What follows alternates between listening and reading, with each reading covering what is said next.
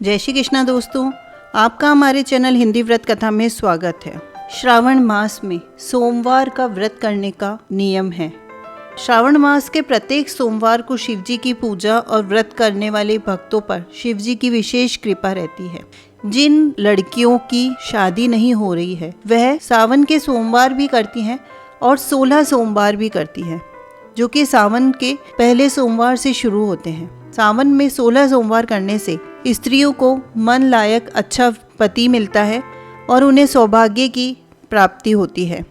तो आइए सुनते हैं 16 सोमवार की व्रत की कथा।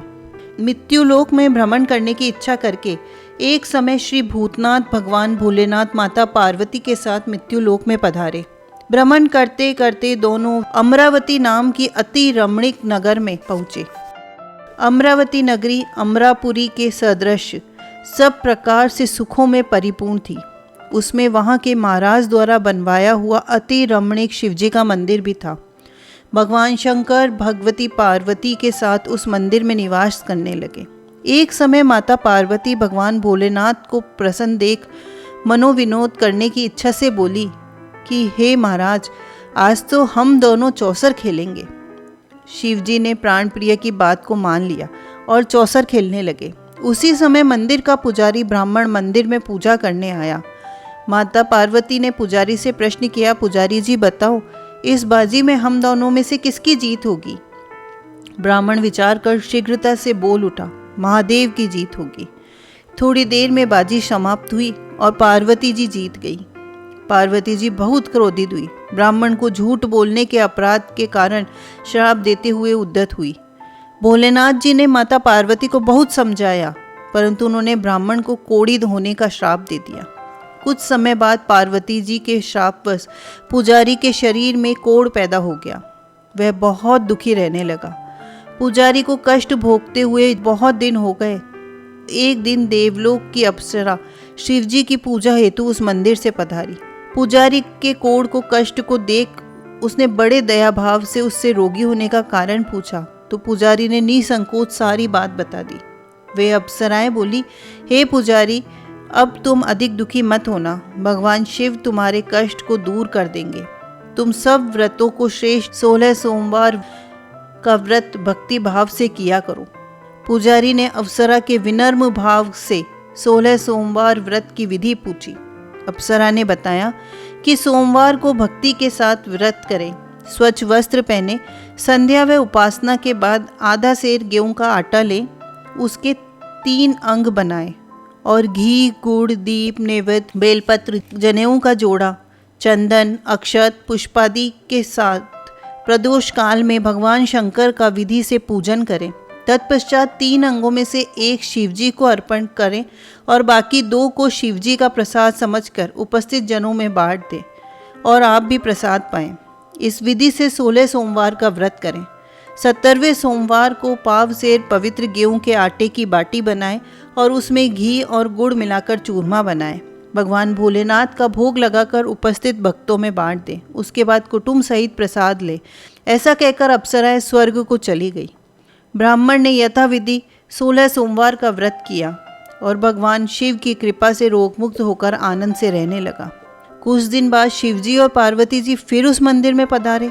ब्राह्मण को निरोगी देख पार्वती जी ने ब्राह्मण से रोग मुक्त होने का उपाय पूछा, तो ब्राह्मण ने 16 सोमवार व्रत की कथा सुनाई।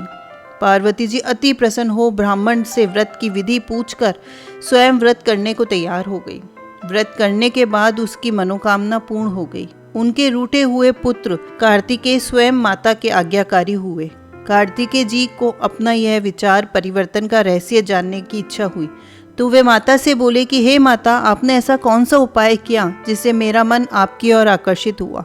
पार्वती जी ने वही 16 सोमवार व्रत की कथा उनको सुनाई। कार्तिकेय जी ने कहा कि इस व्रत को मैं भी करूंगा, क्योंकि मेरा प्रिय मित्र ब्राह्मण बहुत दुखी दिल से प्रदेश गया है। मेरी उससे मिलने की बहुत इच्छा है। कार्तिकेय जी ने भी उस व्रत को किया और उनका प्रिय मित्र मिल गया। अब तो ब्राह्मण मित्र को अपने विवाह की बड़ी इच्छा हुई। उसने भी कार्तिक जी के से व्रत की विधि पूछी और यथाविधि व्रत किया। व्रत के प्रभाव से जब वह किसी कार्यवश विदेश गया तो वहाँ के राजा की लड़की का स्वयंवर था। राजा ने प्रण किया था कि जिस राजकुमार के गले में सब प्रकार श्रृंगारित हथिनी माला डालेगी, मैं उसी के साथ अपनी प्यारी पुत्री का विवाह कर दूंगा। शिवजी की कृपा से वह ब्राह्मण भी स्वयंवर देखने की इच्छा से राजसभा में एक और बैठ गया। नियत समय पर हथिनी आई और उसने जयमाला उस ब्राह्मण के गले में डाल दी। राजा ने अपनी प्रतिज्ञा के अनुसार बड़े धूमधाम से अपनी कन्या का विवाह किया और उस ब्राह्मण के साथ कर दिया। ब्राह्मण को बहुत सा धन और सम्मान देकर संतुष्ट किया। ब्राह्मण सुंदर राजकन्या पाकर से जीवन व्यतीत करने लगा। एक दिन राजकन्या ने अपने पति से प्रश्न किया कि हे प्राणनाथ, आपने ऐसा कौन सा भारी पुण्य किया था जिसके प्रभाव से हथिनी ने सब राजकुमारों को छोड़कर आपको वरण किया? तो ब्राह्मण बोले, हे प्राण प्रिय, मैंने अपने मित्र कार्तिकेय की कथा अनुसार 16 सोमवार का व्रत किया, जिसके प्रभाव से मुझे तुम जैसी स्वरूपवान पत्नी की प्राप्ति हुई। व्रत की महिमा सुनकर राजकन्या को बड़ा आश्चर्य हुआ और वह भी पुत्र की कामना करके व्रत करने लगी। शिवजी की दया से उसके गर्भ में अति सुंदर, सुशील, धर्मात्मा और विद्वान पुत्र उत्पन्न हुआ। माता पिता दोनों उस देव पुत्र को पाकर अति प्रसन्न हुए और उसका लालन पालन भली प्रकार से करने लगे। जब पुत्र समझदार हुआ तो एक दिन उसने अपनी माता से प्रश्न किया कि हे माँ, तुमने ऐसा कौन सा व्रत किया था जिसे तुम्हें मेरा जैसा पुत्र प्राप्त हुआ है? माता ने 16 सोमवार के व्रत की कथा पुत्र को बताई।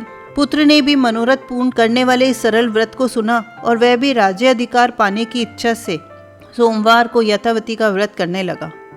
व्रत शुरू होने के बाद एक देश के वृद्ध राजा के दूतों ने आकर उसको राजकन्या के लिए वरण किया और राजा ने अपनी पुत्री का विवाह सर्वगुण संपन्न ब्राह्मण युवक के साथ करके बड़ा सुख प्राप्त किया। वृद्ध राजा के दिवंगत हो जाने पर इसी ब्राह्मण युवक को सिंहासन पर बैठाया गया, क्योंकि दिवंगत राजा के कोई पुत्र नहीं था। राजा के उत्तराधिकारी होकर भी वह ब्राह्मण पुत्र 16 सोमवार का व्रत करता रहा। जब 17वां सोमवार आया तो विप्र पुत्र ने अपनी प्रियतमा से पूजन सामग्री लेकर शिव पूजा के लिए शिवालय में चलने को कहा, परंतु इसकी पत्नी ने उसकी आज्ञा की परवाह न की। दास दासियों द्वारा सब सामग्री शिवालय भिजवा दी, परंतु खुद नहीं आई। तब राजा ने शिवजी का पूजन समाप्त किया। तब आकाशवाणी हुई कि हे राजा, अपनी इस रानी को राजमहल से निकाल दे, नहीं तो यह तेरा सर्वनाश कर देगी। आकाशवाणी सुनकर राजा को आश्चर्य का ठिकाना नहीं रहा। उसने मंत्रणा गृह में आकर अपने सभासदों को बुलाकर पूछा कि हे मंत्रियों, मुझे आज शिवजी की आकाशवाणी हुई है कि राजा, तू इस रानी को निकाल दे, ये तेरा सर्वनाश कर देगी। राज्य में मंत्री और सभासद आदि सब विस्मय और दुख में डूब गए, क्योंकि जिस कन्या के कारण राज्य मिला, राजा उसी को निकालने का जाल रच रहा है। यह कैसे हो सकता है? राजा ने अपने पत्नी को राजमहल से निकाल दिया। रानी दुखी हृदय से भाग्य को कोसती हुई नगर के बाहर चली गई। फटे वस्त्र पहने, भूख से दुखी, धीरे धीरे चलकर वह एक ग्राम में पहुंची। वहां एक बुढ़िया सूत काट कर बेचने जाती थी। रानी की करुण दशा देखकर, चल तू मेरा सूत बिकवा दे, मैं वृद्ध हूँ, भाव नहीं जानती हूँ। यह बात सुन रानी ने बुढ़िया के सिर से सूत की गठरी उतार कर अपने सर पे रख ली। थोड़ी देर में आंधी आई, बुढ़िया की सूत पोटली सहित उड़ गई। बेचारी बुढ़िया पछताती रह गई।